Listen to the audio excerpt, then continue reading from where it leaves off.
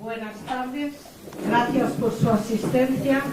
Es un honor y un enorme placer para el Centro Fraternidad Humana el poder recibir nuevamente y hoy aquí en nuestra casa al amigo y compañero espírita profesor Jon Aizpurua.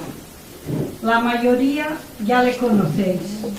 Decir que es un reconocido psicólogo clínico venezolano, que ha ejercido la docencia en la UCU, Facultad de Humanidades y Educación, durante 30 años.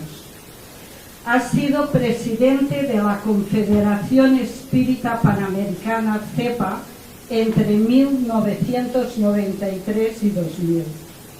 Es el presidente internacional del Movimiento de Cultura Espírita CIMA desde 1974.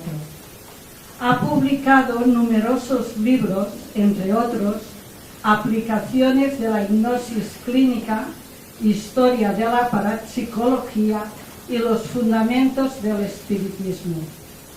Ha dado conferencias y seminarios en universidades e instituciones culturales de todo el mundo. Y como no quiero extenderme, porque lo más interesante es escucharlo, dejamos en paréntesis sus muchos logros y actividades. El tema de la conferencia de hoy es la depresión y la obsesión, temas ambos que tienen que ver con el ser, con el alma, y que él, como nadie, sabrá desbrozar para que lleguemos a su mejor comprensión y superación. Un fuerte aplauso para él. Gracias. Entonces, este no lo vamos a usar. Con este, ¿verdad? Solamente es la cámara. Entonces debo utilizar este. Muy bien. Muy bien, estupendo. Muy bien, José, tú me orientas sobre esto. ¿Se escucha bien? ¿Se escucha bien? Ahora se escucha mejor.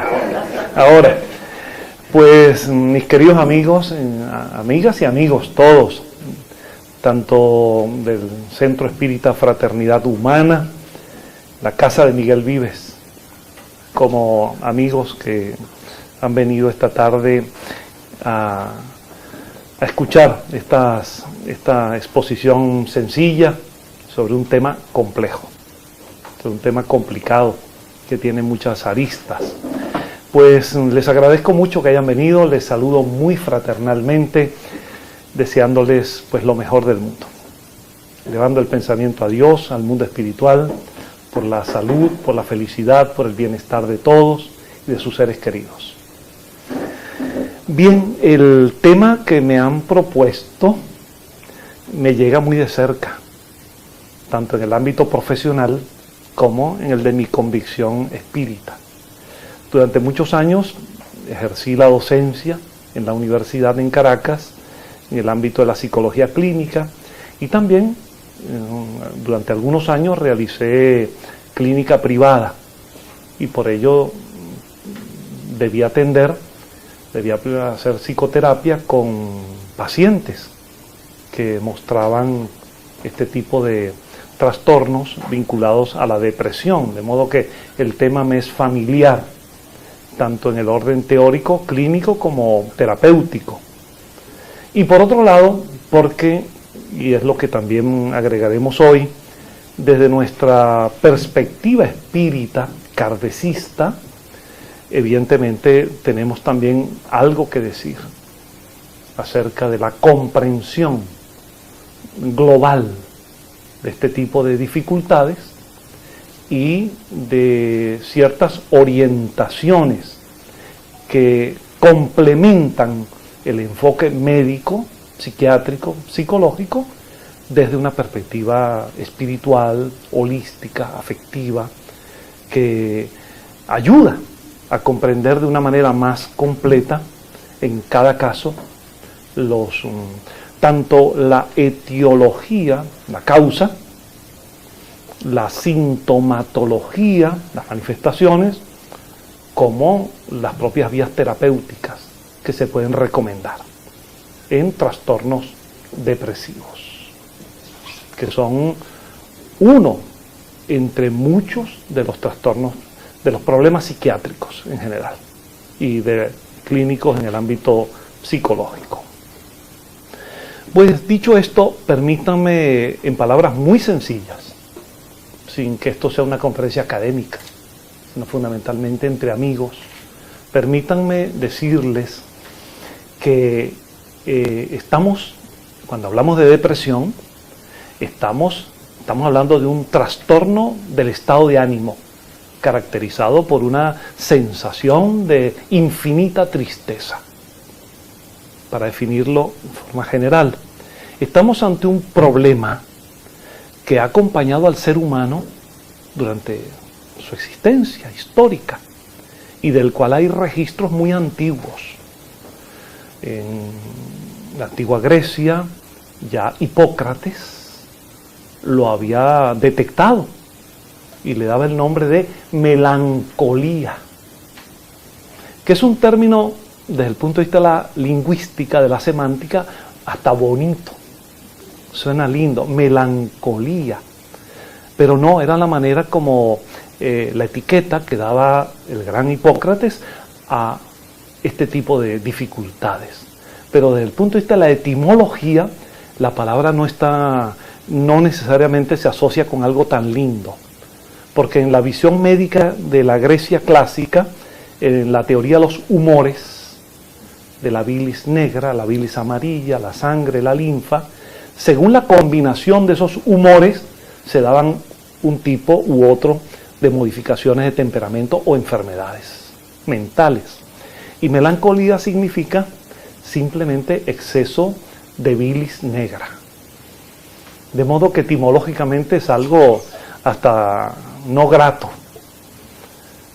Y era lo que Hipócrates en principio consideraba que podía ser la causa de un trastorno tan particular que lleva a una persona a la postración, a la incapacidad, a la dificultad para llevar una vida saludable. La evolución de la psiquiatría ha abordado este tema desde muy diversas perspectivas, pero hoy no vamos a hacer un recuento histórico porque sería muy largo y hay muchas cosas prácticas que decir. Pero sí ha ido la comprensión de la depresión, de este síndrome, este conjunto de síntomas, ha venido cambiando según no solo los enfoques médicos, sino también los recursos tecnológicos aplicados a las terapias. Ha venido cambiando también con el tiempo. Y hoy en día tenemos, yo se los voy a resumir luego, tenemos un conjunto de herramientas y de instrumentos que han superado incluso algunos modelos médicos que ya miramos ahora como arcaicos, como anacrónicos, y hasta que fueron terriblemente opresivos, violentos incluso, porque pacientes con depresión y otros trastornos, incluso en cierta época de la humanidad, no tan lejana, hasta el siglo XVIII, eran considerados no solamente alienados, sino peligrosos en la sociedad. Y en lugar de ir a las cárceles, en lugar de ir a los hospitales, iban a las cárceles. Un gran médico psiquiatra francés, Philippe Pinel, produjo lo que se llama la primera revolución psiquiátrica a partir de los ideales de la Revolución Francesa y logró que los pacientes fuesen llevados, atendidos por médicos en lugar de estar con cadenas en los sótanos de la Bicêtre y de otras cárceles francesas. Y luego otros médicos, psiquiatras, empezaron a estudiar, clasificar y abordar estas dificultades con una óptica más humanista y más comprensiva del paciente mental, incluyendo allí también los que muestran severos trastornos depresivos. Bueno, hoy en día, para que tengamos una idea de la magnitud del problema al que nos enfrentamos, se estima, según la Organización Mundial de la Salud, que hay una tasa de prevalencia de alrededor del 5% de la población mundial sufre de depresión. Depresión en el sentido patológico de la palabra. Eso nos da una cifra de alrededor de 350 millones de personas, entendiendo que la población mundial ya superó hace tiempo los 7.000 millones de habitantes. 350 millones de pacientes, 5% de la población mundial. Es realmente una cifra significativa. Es el cuarto trastorno en orden de importancia en el mundo, de modo que es un problema severo. Bueno, dicho esto, me gustaría, para que coloquemos el tema, me gustaría decirles que es importante no confundir la depresión con la tristeza. Así como no se debe confundir la fobia con el miedo. El miedo, por ejemplo, es una emoción primaria muy natural. Lo más natural en la vida es que tengamos miedo. Ahora, no debemos tenerle miedo a aquello que necesariamente no implica algo grave para nuestra vida o para nuestra salud. No hay por qué tenerle miedo al miedo mismo. No hay por qué tenerle miedo a bañarnos en el mar, por ejemplo. Pero hay personas que no lo pueden lograr. Entran en cuadros de ansiedad porque son fóbicos, tienen lo que clínicamente se llama una talasofobia, miedo a bañarse en el mar. Ahí estamos hablando de una fobia. Pero tener miedos a situaciones naturales de la vida que nos pueden en un momento dado ser aversivas o complicadas, eso es saludable, porque nos preserva. Pero cuando el miedo se exacerba y se convierte en miedo a lo que no hay que tenerle miedo, como hay pacientes que en un edificio muy alto de 20 pisos y viven en el piso 15, pues por el miedo a entrar en un ascensor, hacen el enorme esfuerzo de subir a pie por escaleras 15 pisos. Ahí estamos dando una fobia. Y esas fobias deben ser atendidas clínicamente. Lo mismo, no hay que confundir la depresión con la tristeza. La tristeza es una sensación y una emoción natural del ser humano. Es una respuesta incluso saludable. Todos nos ponemos tristes a veces. Hay cosas, situaciones, eventos que nos entristecen. Irregular o hasta extraño sería que alguien reaccionara con alegría ante aquello que por sí produce tristeza. Ahora, cuando la tristeza se cronifica, o sea, se hace persistente en el tiempo, y aunque ocurran en la vida de esa persona momentos de alegría, ya no los vive y sigue triste. Cuando la tristeza sube de intensidad y ya provoca otro tipo de comportamientos que incapacitan a una persona a trabajar, que le incapacitan a tener relaciones con otras personas, que le incapacitan a vivir socialmente en familia o en otros ambientes, cuando su organismo presenta cierto tipo de somatizaciones, de respuestas orgánicas con dolores y molestias, ahí estamos hablando ya, eso no es tristeza. Por frecuencia, por duración y por intensidad, estamos hablando de depresión. Y otra observación como premisa.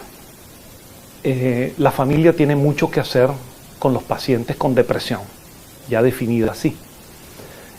Y una primera actitud que debemos asumir ante familiares o amigos que puedan estar enfrentando este problema es salir del viejo esquema de que la persona que está bajo depresión se postra en una cama, no puede realizar actividades, es porque no quiere, o según el modelo clásico, porque no tiene voluntad para superar el problema. No, está actuando así no porque él quiera, es porque no puede hacerlo de otra manera. Y por eso debe ser ayudado. Entonces aquel esquema de lo que te falta es voluntad, lo que tienes es que salir a la calle a buscar empleo, lo que tienes es que activarte, come mejor para que te actives, debe dar paso a una visión de que estamos ante un trastorno que tiene, como luego se los comentaré, que tiene incluso una correlación con alteraciones bioquímicas en el cerebro que no le permite a la persona actuar de otra manera porque está enfermo simplemente, porque está enfermo. De modo que en la atención al paciente depresivo todos podemos intervenir y todos podemos ayudar. Y este tipo de charlas ayudan, no solamente si tenemos a alguien cercano afectado, sino porque en general podemos autoayudarnos para no caer en esos umbrales de este trastorno, o si hemos caído, salir de él, o ayudar a otras personas que pudieran estar en contacto con nosotros. Bien. ¿Cómo podemos detectar que una persona ya hay situaciones que lo encuadran dentro de la depresión? Advirtiendo que la depresión no respeta edades, no respeta sexo ni nacionalidad. Es un problema humano. La depresión se puede dar en personas muy mayores de edad y ahí se muestran muchos temores típicos de que a medida que avanzamos en edad nos sentimos más inseguros. El temor a la muerte ya nos asalta con más regularidad que en otras edades anteriores, o el temor a estar desasistidos, sin apoyo, a hacer un trasto, ¿no? Y a veces una de las reacciones puede ser entrar en cuadros depresivos. Pero puede darse en personas adultas, hombres en quienes se desatan comportamientos de irritación y de violencia y de agresividad. Y en las mujeres adultas, donde los síntomas más típicos tienen que ver con las sensaciones de culpa y de inutilidad. Se puede dar en jóvenes también. Y se puede dar en niños.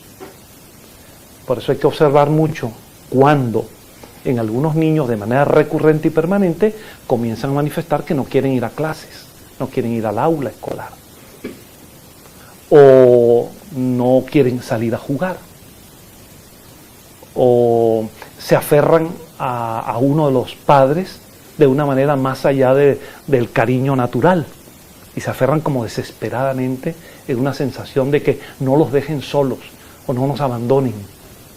Entonces hay que tener claro que puede producirse en todas las condiciones, de edad, de sexo o de nacionalidad, incluso de factores culturales. Puede darle tanto a un profesional de la medicina, un propio psiquiatra, como puede darle al trabajador en un oficio determinado, o puede darle a un obrero, un campesino.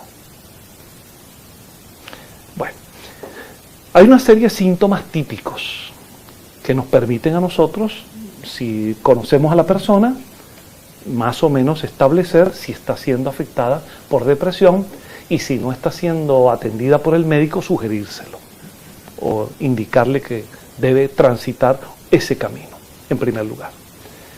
¿Cuáles serían algunos síntomas más típicos? En primer lugar, la tristeza profunda, que va asociada con el desánimo, la falta de ánimo, como si le faltara energía, como si se sintiera sin vitalidad. Un paciente mío me decía: doctor, es que yo siento como así, como a un televisor se les enchufa. Yo siento que estoy desconectado de la corriente, estoy apagado. Lo describí de esa manera, ¿no? Otro me decía, a mí no, ese era un caso grave de depresión, me decía, no es que me cuesta moverme, no es que me cuesta hablar, es que me cuesta pensar. Ya era un cuadro bastante grave de depresión. Entonces, la sensación de desánimo, de desesperanza, de que ya no tiene remedio, de que ya no hay salida. Y eso es muy grave, ese pensamiento, cuando se hace permanente, porque comienza a asociarse con algunos pensamientos de suicidio. O sea, un porcentaje muy alto de los suicidas tienen entre sus características básicas la depresión. Generalmente depresión y suicidio, suicidio y depresión, porque no tiene por qué una depresión llevar al suicidio, pero cuando ha acontecido hay una base depresiva evidente allí. Entre esos síntomas también están ciertas molestias corporales. Comienzan a producirse dolores sin que haya una razón orgánica para ello. Migrañas, dolores de cabeza, dolores corporales musculares que no se encuentra una razón para ello. Hasta un internista, un médico en primera fase puede examinarlos y no encuentra razón para ello, pero hay dolores, porque hay somatizaciones. Y se expresa en conductas, la conducta de no quererse levantar de la cama, la conducta de sentirse mal según las circunstancias que tienen que ver con el día y con la noche.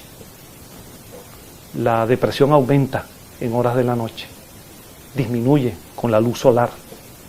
Recuerden que obviamente los seres humanos, como todos los seres vivos en la escala biológica y como todo el entorno que nos envuelve, estamos dentro de ritmos. Y todos esos ritmos se correlacionan, los ritmos circadianos que se llaman, se correlacionan. Entonces, el ciclo de las estaciones, el ciclo diario de las horas diurnas, nocturnas, generan influencia en nuestro ser. Y la depresión es muy sensible para eso. Los depresivos son muy fotofóbicos, la luz les afecta mucho. En fin, hay una serie de características, ¿no?, que tienen que ver con los comportamientos. No se quieren levantar de la cama, quieren estar postrados, no quieren pasar mucho tiempo sin hablar con nadie, prefieren no hablar, prefieren no socializar. Gente que de buena fe, familiares o no, con cariño, les quieren ayudar y no se dejan ayudar. Se tornan como autistas, se envuelven, se encapsulan, se cierran. Y por supuesto esto trae las consecuencias sociales obvias. No pueden seguir estudiando, si era una persona que seguía estudios, que cursaba algo académico, no pueden trabajar, las empresas los dan de baja, no pueden, pierden los apetitos, muchas veces las ganas hasta de comer, y por supuesto muchísimas veces el interés sexual con su pareja. Entonces son una cantidad de síntomas psicosomáticos, mentales, emocionales y orgánicos, que muy severos, y por supuesto son variables según la persona, según el paciente. Pero allí tenemos la visión de lo que fundamentalmente ocurre en el paciente depresivo.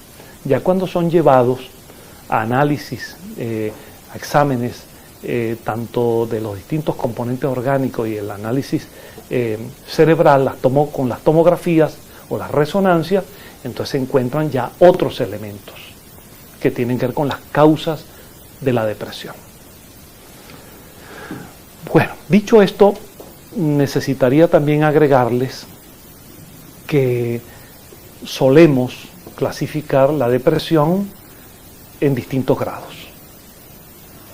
La depresión más severa es la llamada depresión mayor o depresión grave.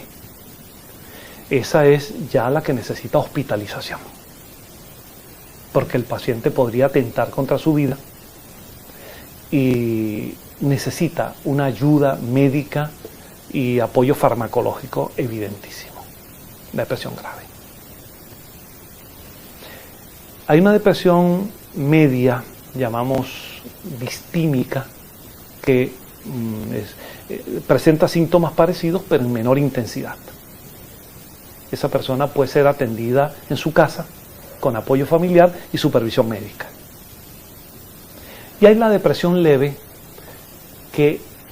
a la cual toda persona podría estar expuesta si no sabe equilibrar su vida y no sabe distinguir situaciones de tristeza por distintas causas de un comportamiento que se acentúa y se agrava y puede llevarlo a la depresión. Pero en general se suele decir en el medio clínico que todas las personas alguna vez en la vida hemos pasado por una depresión leve, porque la tristeza se ha asentado, se ha hecho más fuerte por las razones que ahora voy a comentar, por las causas que hay, y esa persona, si tiene resortes anímicos, si tiene apoyo psicosocial y familiar, si tiene alguna información básica, sale de ella.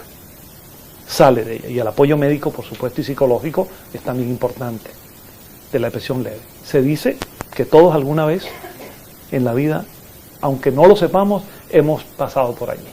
No una, puede ser otras, en más ocasiones. Bueno, la otra gran información sobre la clasificación de las depresiones, y esto es fundamental para lo que luego les voy a decir desde el punto de vista espírita y espiritualista en general, tiene que ver con que hay dos tipos de depresiones. Esto es fundamental. Una depresión puede ser exógena, es decir, reactiva. O, y hablo aquí de lo más grave, una depresión puede ser endógena o interna. La depresión reactiva es la que clínicamente se puede detectar más fácilmente. Y todos nosotros, a la luz de los síntomas que les había comentado, lo podemos hacer. Si vemos que una persona está en ese cuadro de situaciones, podemos decir, mira, hay que buscar el apoyo médico porque le está ocurriendo una depresión. ¿Por qué es reactiva? ¿Por qué es exógena? Porque es una respuesta a una situación determinada. Reacciona frente a eso. Por supuesto, es una reacción impropia, inadecuada, pero es una respuesta. Y allí entramos entonces en causas que provocan esa depresión reactiva, que todos podemos suponerlas. ¿Cuáles son causas típicas de depresión? Que una persona ha llegado hasta allí como resultado de, en primer lugar, las pérdidas. Las pérdidas. Estamos hablando de la pérdida de seres queridos, en primer lugar. Estamos hablando de la tragedia que significa, en primer lugar, perder a nuestros padres, primero a los abuelos, en orden cronológico. Hay seres que no se reponen de la pérdida física, del fallecimiento, o si ustedes me lo permiten como espírita, de la desencarnación de la madre o el padre. Su grado de apego es tal, amoroso, pero a veces muy sólido, que no se reponen en la vida. Y dan como una respuesta involuntaria la depresión, sin saberlo. Cuando quien se va al otro lado de la vida, quien parte, es nuestra compañera, nuestro compañero, después de unos cuantos años de una unión hermosa, armónica, solidaria, eso es muy severo. Incluso hay estadísticas que demuestran que después de matrimonios largos o convivencias largas, bien avenidas, en relaciones de amor pleno, que no dejan de tener sus momentos de discusión natural. Yo siempre he dicho que en todo matrimonio hay lo que yo llamo unas trompadas estatutarias, es decir, algunas discusiones pues, que son propias de la convivencia, pero el fondo, la base, es el amor, el compañerismo, la solidaridad, y esa persona se nos marcha o por una enfermedad o por otra razón, o por un accidente o lo que fuera, y el vacío, el sentimiento de soledad, de incomprensión y de frustración, quien lo ha podido vivir lo sabe, no hay por qué describírselo, es inmenso. Y si no se tienen los resortes apropiados, el equilibrio anímico, moral y la capacidad para seguir adelante, la depresión puede sobrevenir. Y les decía que hay estadísticas que muestran una correlación entre muchos casos, luego de uniones perdurables, en que fallecido uno, el otro al poco tiempo se marcha. Y no porque haya inducido ese proceso, sino porque casi que internalizada la situación, automáticamente, involuntariamente, se produce un desgaste de su vitalidad y se va también. De modo que esto es una causa. Si quien se nos marcha es un hijo, bueno, hay que estar bajo la piel de la persona que sufre eso. Porque la lógica cronológica, biológica y sociológica es que nos marchemos nosotros primero que nuestros hijos, para que la vida continúe. La lógica es que nuestros padres, con todo lo que los amamos, se vayan primero que nosotros. La lógica. Pero cuando se nos va un hijo, hay personas que no están capacitadas para sobrellevarlo. Algunas hasta incurren en suicidios, otras en depresiones clínicas profundas, otras en pérdida de ganas de vivir. Y hoy no sé si haya tiempo de contarles algún caso que tuvimos, dramático al respecto, pero les abrevio ahora diciéndoles que es una situación que contrasta con todo este pensamiento lógico racional. Y por lo tanto, a quien le ocurre eso podría estar expuesto a una situación de depresión. Entonces, también la pérdida de amigos queridos. Todo eso. Además de esas pérdidas, las enfermedades son en sí mismas generadoras de depresión. Cuando estamos saludables, de cuerpo y de alma, a veces no somos suficientemente conscientes de la maravillosa herramienta de que nos ha dotado la vida, la evolución, Dios, como quieran cada uno verlo.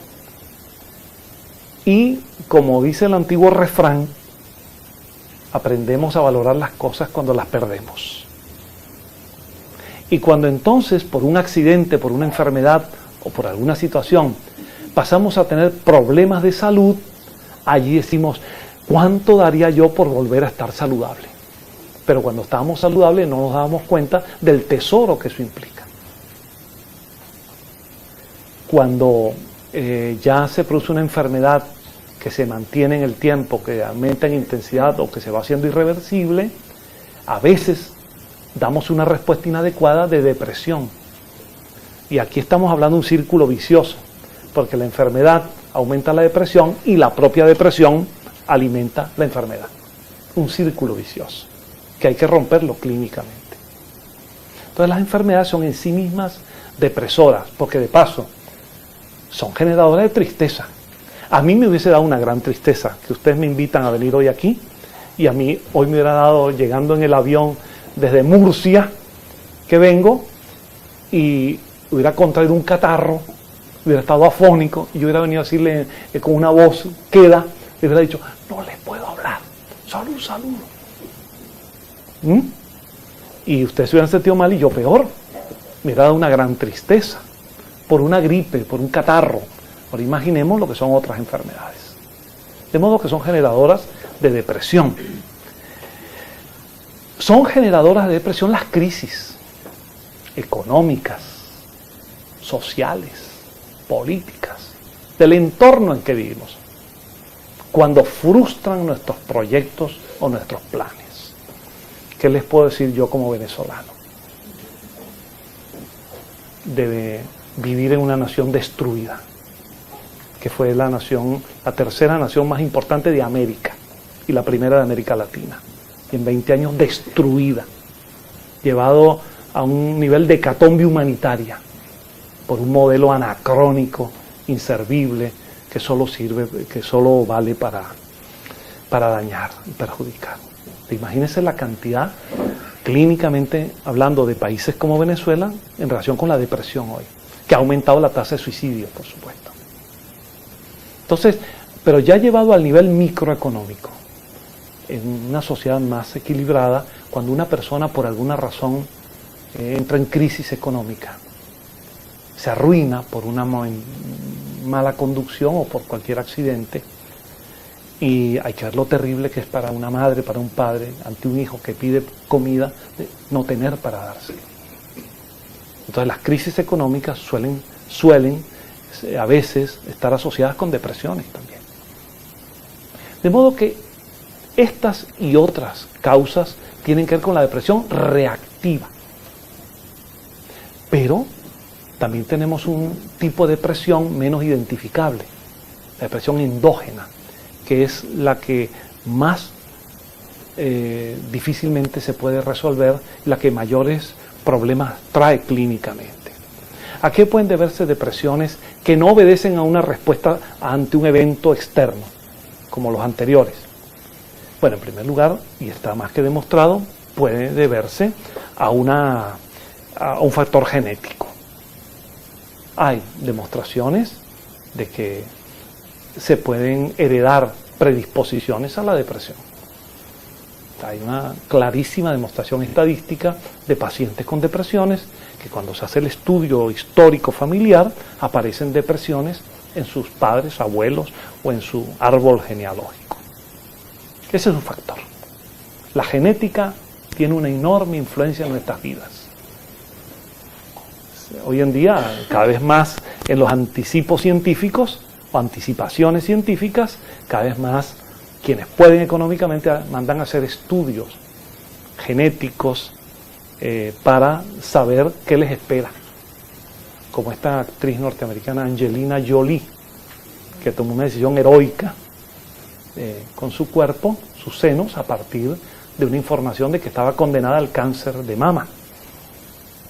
Y se produjo una ablación, una extirpación para protegerse de ello.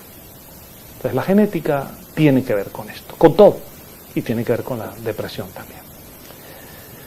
Hay factores también no necesariamente, no totalmente genéticos, pero propios, que tienen que ver con la alteración bioquímica.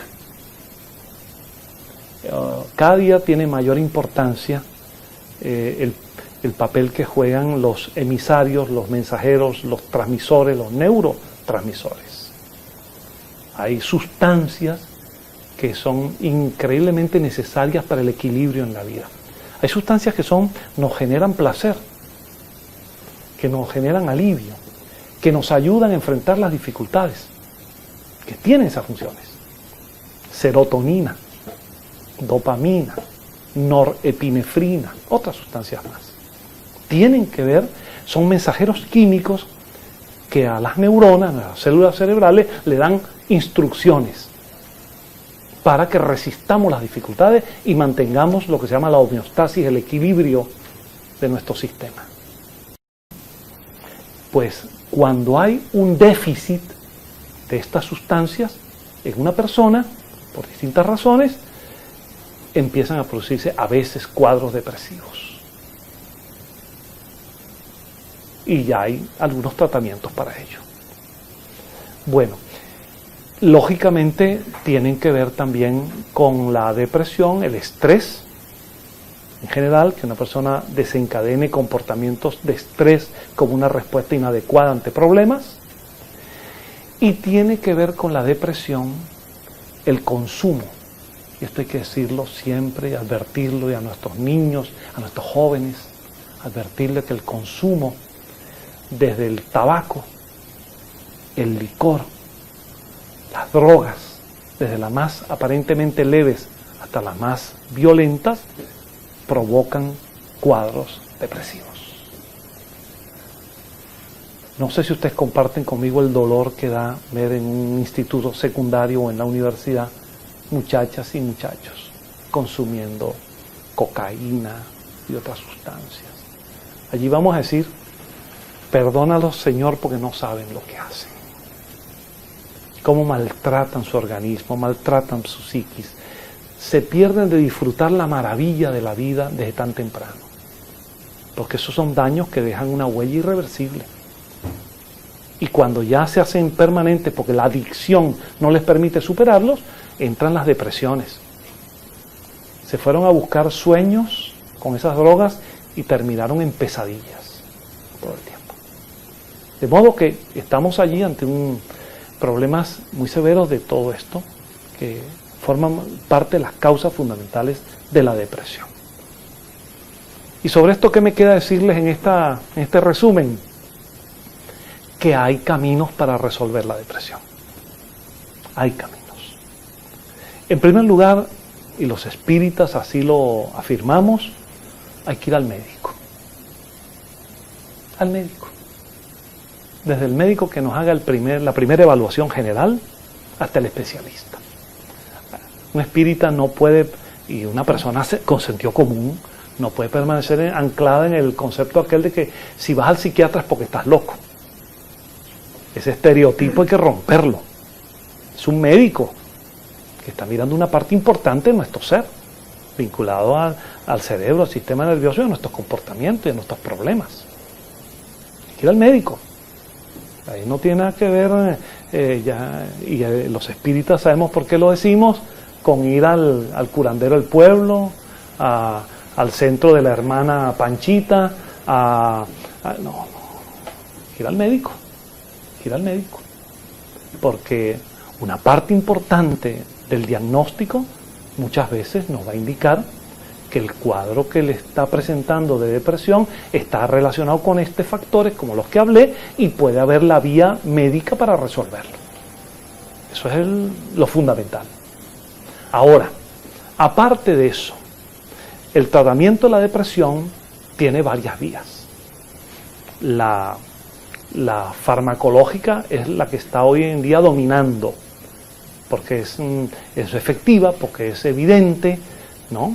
Todos los medicamentos que hay para controlar la depresión, para elevar pues el estado de ánimo, o al revés, cuando la depresión es parte de un cuadro bipolar, cuando se trata en el otro polo de una manía, que es lo contrario, es la depresión vista en espejo invertido, es el otro lado. La persona que entra en manía es todo lo contrario, está agitada, está eufórica, no puede controlar sus movimientos, habla locuazmente, es todo lo contrario del depresivo. Bueno, la medicación farmacológica ayuda, cada vez ayuda más en ese sentido. Y no puedo dejar de decirlo, que durante muchos años hubo una etiqueta muy negativa para la medicina electroconvulsiva, el electroshock. Bueno, era normal que en los años 60, 70 hubiese tanta prevención porque francamente eran excesos también. Y la medicina con los choques eléctricos en el cerebro básicamente partían de una base empírica muy elemental, que era que por ensayo y error un reordenamiento cerebral podía quizás volver a la persona a la normalidad. Y se daban dosis muy severas, muy fuertes, podían tener consecuencias negativas. Hoy en día la medicina electroconvulsiva, con electroshock u otros factores, está mucho más avanzada, más graduada, más controlada. Son corrientes pequeñísimas, en minivoltios, que son indoloros, que no provocan aquellas situaciones. Pero aún así, tampoco tendría por qué ser la primera vía. Es para casos en los cuales se ha atendido al paciente por cualquier vía y no hay solución. La otra vía, que es la que me toca a mí trabajar como psicólogo, es la vía de la psicoterapia. Y es la que uno prefiere. Porque cuando son depresiones reactivas, exógenas, pues la psicoterapia es fundamental. Cuando un paciente es depresivo por una pérdida familiar o por algún factor social, económico, pues la terapia conversacional, hablar con el paciente, llegarle al alma, conversar con él, trazarle una estrategia terapéutica, eso da muchos resultados. Pero eso generalmente hay que hacerlo con el apoyo profesional del psicólogo, porque en casa se podría hacer con un familiar, pero a veces faltan ciertos recursos para ello. Por ejemplo, he sabido de casos que un paciente con estas características, un familiar en casa le ordena, bueno, lo mejor para ti es que te vayas a trabajar, porque como decía mi abuelo, solo el trabajo es el que da salud. No, esa persona probablemente no esté en condición de incorporarse al trabajo. No se trata de que no trabaja porque es un holgazán, se trata de que no trabaja porque no puede. No puede hacerlo. Eso hay que entenderlo. Por supuesto, dejo a salvo que los hay, los sinvergüenzas que se hacen los deprimidos para no trabajar. Eso los dejo a salvo. Eso ya es otra cosa, ¿no? Ese es un síndrome de sinvergüenzura. Es otra cosa. Pero sí, por ejemplo, en las estrategias de psicoterapia con depresivos, es muy importante la graduación de las tareas. Si, por ejemplo, pongamos un caso, un paciente deprimido tiene dificultades para realizar cualquier tarea. Vamos a suponer que llegan a casa, llega mucha correspondencia, diariamente llegan cartas, sobres, paquetes, por alguna razón. Si se le dice, bueno, pero mira, ya que estás en casa, para que te distraigas, clasifica todo aquello, no podrá, lo verá como una tarea muy compleja. Pero si se le dice, hoy lo único que quiero es que me pongas en un grupo los sobres más pequeños y en otro los más grandes, suficiente por hoy, lo hará. Y al día siguiente, los sobres más pequeños, a ver si son de Barcelona, de Cataluña, de España, de Europa o de América, a ver, nada más hoy. Y en un orden creciente de tareas, él va sintiendo que si no le ponen todas juntas, él puede hacerlo. Y además tendrá un efecto positivo en el reforzamiento que da una meta lograda. Porque no hay nada que refuerce más que la meta lograda. A cualquiera de nosotros en la vida. Si hacemos algo, cuando se nos ocurre sacar un crucigrama o un sudoku y lo logramos completo, nos sentimos maravillosamente. Pero si lo dejamos por la mitad, porque por más que lo intentamos los números no dan o las palabras no llegan, tenemos una cierta frustración. El reforzamiento de la meta cumplida es muy importante en la estructura de atención en psicoterapia al paciente con depresión. Tareas simples, divididas, pequeñas, graduales, poco a poco, y va. Y así. Y esa psicoterapia, fundamentalmente del profesional, va, si está tomando un fármaco, orientar al paciente, primero, para que no haga lo que solemos hacer los malos pacientes en cualquier problemita. Que el médico nos manda durante 7 días determinado medicamento y como al cuarto día se nos quitaron los síntomas, ya no tomo más esto. Pero si el médico lo pidió por 7 días, eso está avalado por estudios, que tiene que ser 7 días. Y aunque se te hayan quitado los síntomas, termina de tomártelos. Y de paso, el psicólogo ayuda al psiquiatra en esto y le dice al paciente, si el psiquiatra te ordenó este medicamento, mira, este es un medicamento importante, cumple sus efectos, ese es un gran psiquiatra, cree en él, cree en la medicina e introduce el factor de la creencia positiva en el medicamento. Porque es que a veces, y nos pasa a todos, hemos ido a un médico y por la actitud del médico, porque es un poco huraño, es de esos que ni siquiera nos mira, sino que escribe el récipe, le perdemos eso que se suele llamar la fe en el profesional. Y eso genera una respuesta en nuestras actitudes que decimos, esa medicina no me va a hacer nada. Y si decimos que no nos va a hacer nada, no nos va a hacer nada. Si ustedes me permiten esta expresión ahora, que hay que entenderla en su contexto, se los voy a decir.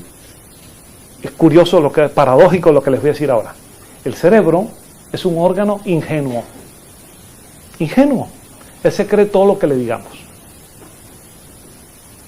Por eso cuando una persona se levanta en la mañana y siguiendo ciertas estrategias de autoayuda, dice, me siento bien, y se hace unas autoafirmaciones y unas verbalizaciones positivas, hoy me voy a comer el mundo, hoy voy a triunfar, eso el cerebro se lo cree y secreta los neurotransmisores adecuados para que nuestro organismo esté en condiciones de dar esa respuesta.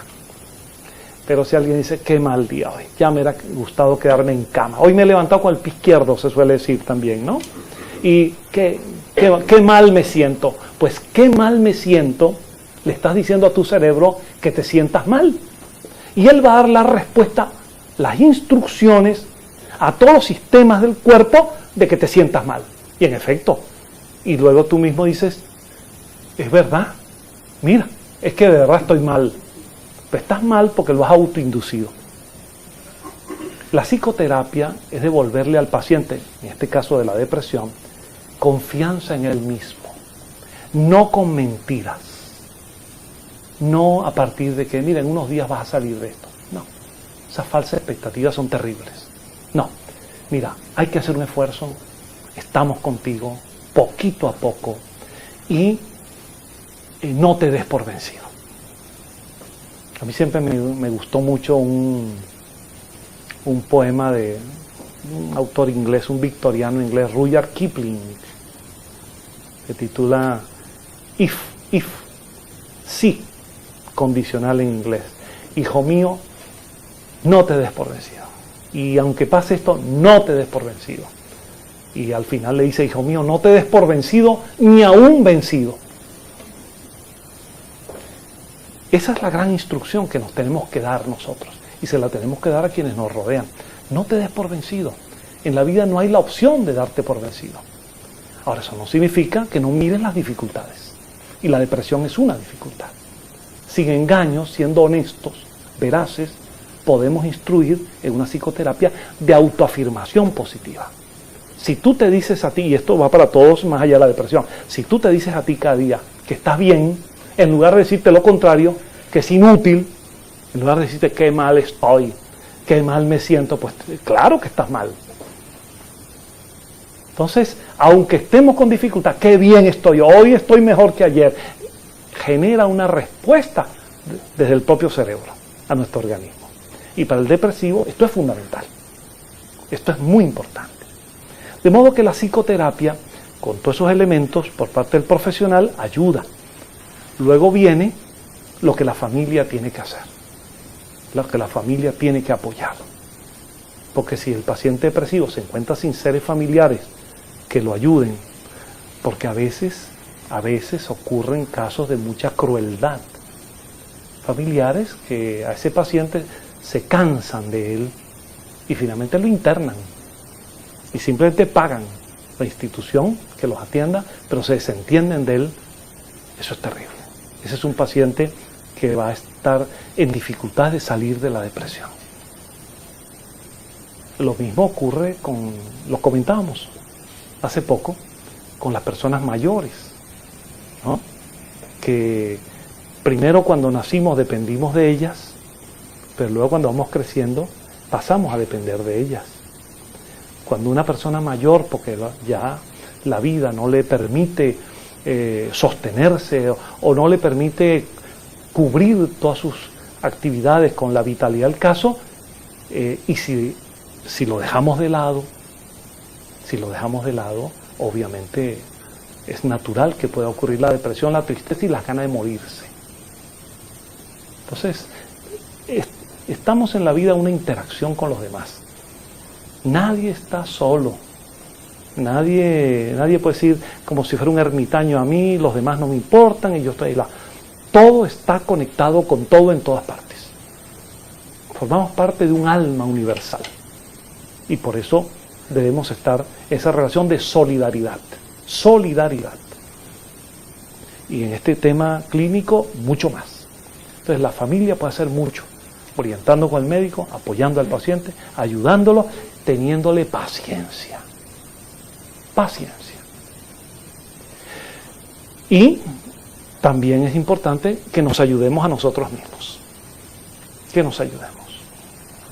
La estrategia terapéutica de autoayuda en depresión es una estrategia preventiva. Pensar al respecto. Pensar en nuestra vida, nuestro destino, nuestro porvenir. Pensar en lo que podemos hacer. Y sentirnos que la vida, a pesar de las dificultades, vale la pena. No hay otra opción. A pesar de los problemas, la vida vale la pena. Y la relación con las personas vale la pena. Yo se los voy a decir con esta frase un poco amarga. Hay que querer a la gente a pesar de la gente. A pesar de la gente. Porque no tenemos otra opción. Como no tenemos otro planeta al que hay que cuidar, no tenemos otra sociedad que la nuestra, la humana. Entonces tenemos que aprender a convivir, a socializarnos. Y dentro de eso está también un mensaje de prevención.